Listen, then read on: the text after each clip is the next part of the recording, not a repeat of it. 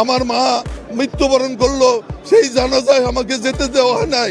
আমাকে রিমান্ডে নিয়ে কারেন্টের শক দিছে, চেয়ারে ঘুরেছে, আমাকে মারপিট করেছে।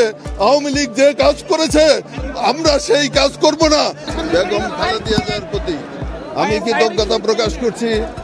বাংলাদেশ জাতীয়তাবাদী দলের ভারপ্রাপ্ত চেয়ারম্যান তারেক রহমানের প্রতি আমি কৃতজ্ঞতা প্রকাশ করছি।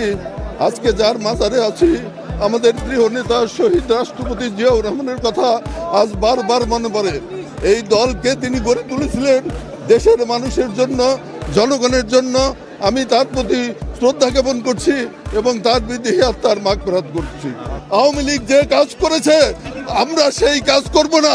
আওয়ামী লীগের লোকরা যে সমস্ত অপকর্ম করেছে আমরা সেই অপকর্ম করব না। আমরা বাংলাদেশকে গড়ে তুলতে চাই, বাংলাদেশের জনগণকে সাথে নিয়ে বাংলাদেশকে গড়ে তুলতে চাই। যে কারণে এই আন্দোলন এবং সংগ্রাম হয়েছে আমরা যেন সেই কারণ এবং সংগ্রামের ভুলে না যাই।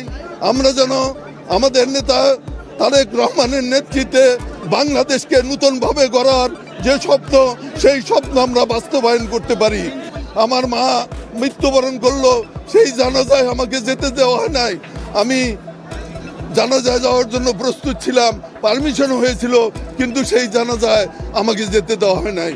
আমার ওয়াইফকে নামে নিরাপত্তাহীনে মামলা করা হয়েছিল, সে একজন কর্মচারী, তাকে দীর্ঘদিন সাসপেনশনে রাখা হয়েছিল, তাকে জেল হাজত মোকাবেলা করতে হয়েছে। আপনারা জানেন আমার উপরে কত নির্যাতন হয়েছে। আমাকে রিমান্ডে নিয়ে কারেন্টের শক দিছে, চেয়ারে ঘুরেছে, আমাকে মারপিট করেছে। আমি অজ্ঞান হয়ে কোর্টের বারান্দায় পড়েছিলাম। এবং মনে রাখবেন তারেক রহমান একটি কথা বলেছেন, আমরা জেলখানায় থেকে শুনেছি, যে বিএনপির নাম ব্যবহার করে কিছু অপকর্ম করা হয়েছে।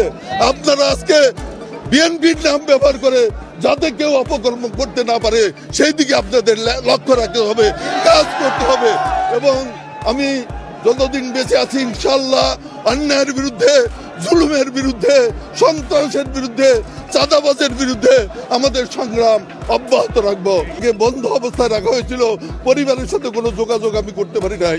আজকে আমি সকলের কাছে কৃতজ্ঞ, বাংলাদেশের জনগণের কাছে কৃতজ্ঞ যে আমরা আজকে তাদের ত্যাগের বিনিময়ে আজকে আমরা মুক্তি পেয়েছি।